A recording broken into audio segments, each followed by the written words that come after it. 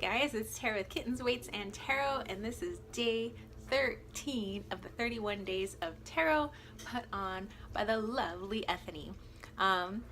So yes, it is Friday the 13th, and we are still in a full moon. So I told my students if they show up and turn into werewolves tomorrow, I'll understand.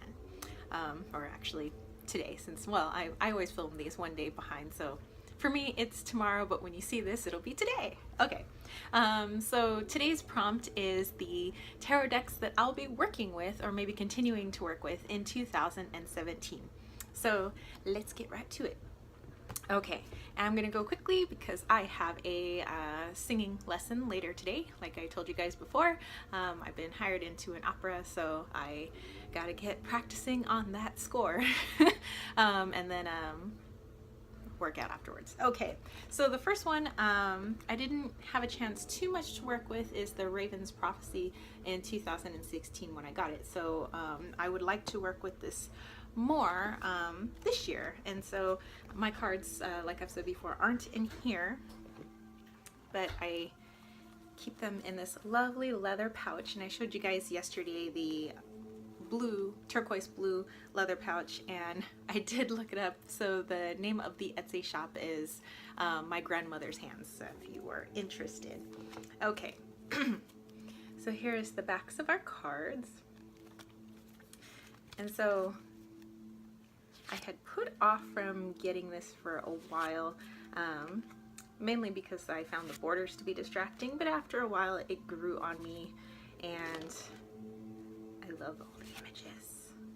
I love that's, you know, kind of that charcoal type images, you know, artistry, and so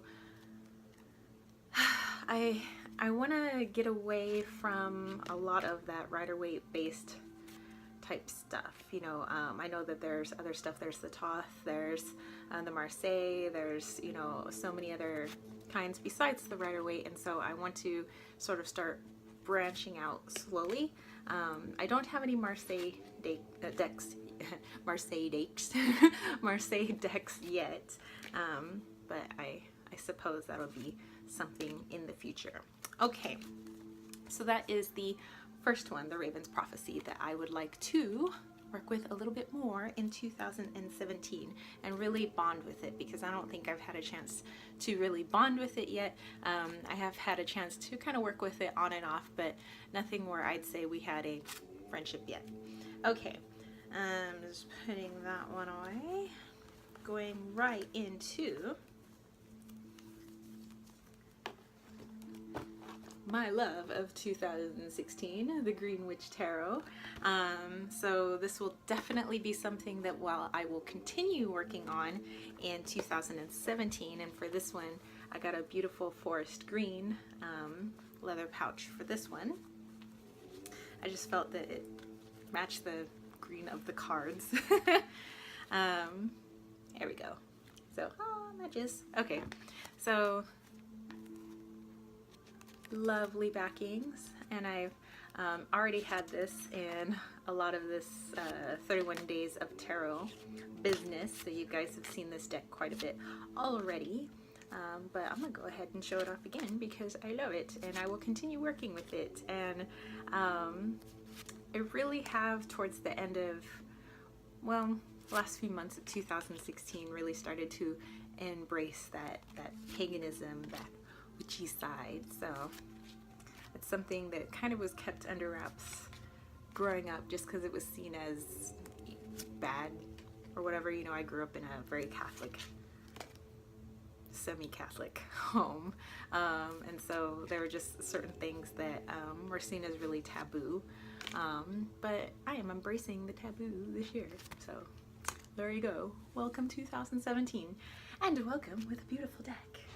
So the Green Witch Tarot, definitely something I will continue working with as I get into more of my witchy stuff, more into the pagan system, and kind of, you know, delving into it and learning all I can. You know, I'm a bookworm, so I read, I read up on everything, I research, I, you know, I've looked into so many different religions, and I've kind of pieced together kind of my own eclectic thing. So yeah, and along the way, tarot is helping me out. Okay, another deck that I would like to work with in 2017, actually more, is the OG Rider-Waite. So it took me a long time to actually get the actual Rider-Waite-Smith deck. And I don't know, it's just the images were kind of like, I don't know, so boring to me. And even now, I see some of the images and some of the other cards, and I'm like, you know, but then there are other decks that are based off of Rider-Waite, and I love the images in those cards. I just have never been a fan of the actual Rider-Waite deck. So the Rider-Waite was, you know, the deck itself was never my first deck. It took me a while to get it. I finally got it mid 2016. Kind of worked with it a little bit, for client readings. You know, they seem to appreciate it. But I would like to delve into it more in 2017. I don't think I'll be getting any other Rider-Waite decks, but you know, I can't really speak for my buying self in the future. But here are the backings, and I got this off of a group in Facebook, and so I bought this off of somebody there. And this is the giant Rider-Waite. You know, obviously you can see it's massive in my hands, and well, you guys know these cards. But for some reason, the massiveness of it and having the images so large and in my face, I like them that way. So I may not like, you know, a regular size Rider-Waite deck, but this one, this giant one, I really dig for some reason. I don't know. Let me know if you guys have like one of the giant decks of any deck, and maybe it just appeals to you more. Something about something being miniaturized or being giganticized, which is not even a word, but scratch that. You know, just something about it I really like working with. So there you go. So definitely would like to work with this more. And there are a couple of times I've wanted to travel with it, but you know, it's kind of a, you know, 1-ton truck trying to carry this whole thing around you. I'm not one of those people that has those extra large purses that carries their whole life in them. I have like little teeny purses. It's got like my wallet, my chapstick, and keys, and a mini tarot deck and a little crystal. So anywho, the fourth deck on the list to work more with and continue to work with is the Starchild Tarot. So I didn't really stop working with it in 2016. I just want to continue working with it, that's all. So, and I just find it beautiful, and I just realized I was showing you guys the backings of the cards. It was a really long day at school. I apologize.